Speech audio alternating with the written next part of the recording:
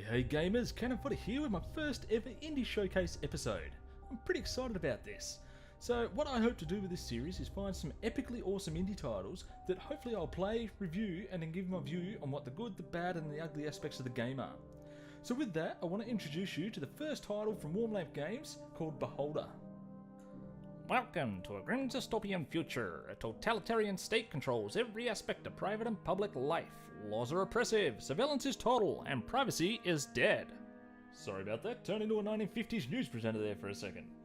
This is the tagline, however, from the developers have used to describe their game, which is essentially a game about being a landlord and a massive creeper. But don't let that deter you. The developers over at Warm Lamp Games have shown their collective experience in supplying gamers the opportunity to play a polished and well-made game that is unique and addictive. The thing that stands out about this game when you first start it is the art style. Although it seems simplistic on the surface, the more you play the game, the more it drags you into its grim dystopian nature of the gritty oppression of the people, adding to its intrigue and sets the tone for the entire game. This leads me to the level design. Although the game takes place in a single building, the coming and going of people make the world feel alive.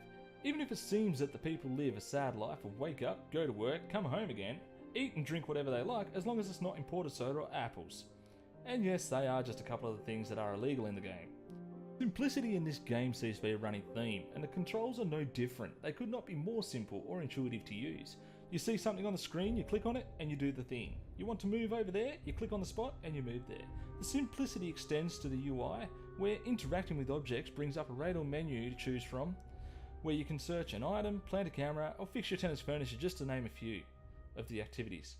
The inventory is a standard itemised grid. This makes it easy to navigate, but kind of drags you out of the game every time you open it. This is something that I would have liked to have seen become more integrated within the game, so as to maintain the immersion.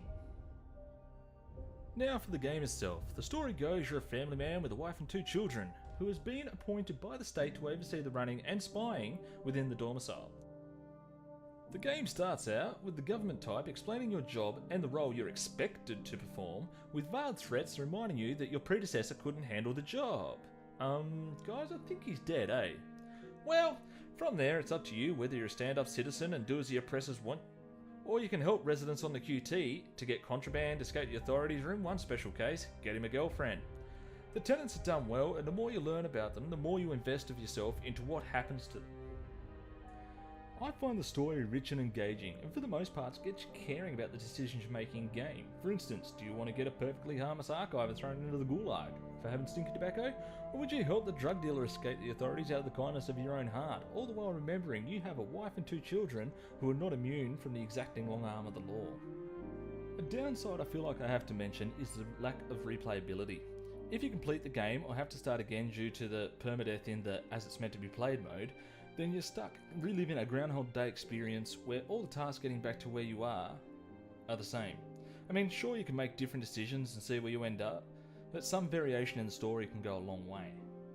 As I was playing this, I did have a thought how cool it would be, or interesting, if it's a better word, is if your decisions were recorded somehow to see how you stacked up morally against the rest of the player base, and maybe your friends if you even have any. As for me, I would have made the devil itself look like he was a high and mighty moral creature. While we're on the topic of downsides, it's just another quick note I thought I'd have to add, and that's the time limits on tasks. The beautiful simplicity is easily overlooked when you're flat out like a lizard drinking trying to get tasks done for the powers that be. What I would have liked to have seen was the ability to just slow the game down a little and make it a little bit more casual for the people that wanted to, play at their own pace.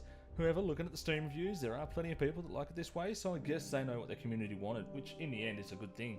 In summary, this is a simple game with an original premise that tackles a seriously heavy topic of totalitarianism, something of which we are seeing all too familiar come to light in the real world. Because, we're all boned anyway, right? Oh, I made myself sad. For the first indie title from a relative new studio, I'm stoked with this game, and even though I got it in a humble bundle, I would have happily paid US $9.99 for the game on Steam. So would I recommend playing this game? Abso-friggin-lutely I would. And I also look forward to seeing other titles from this developer in the future. That's all I have for you this episode, so if you liked the video, leave a like, and if you want to see a particular indie game on here, then leave a comment below, and until next time, be awesome.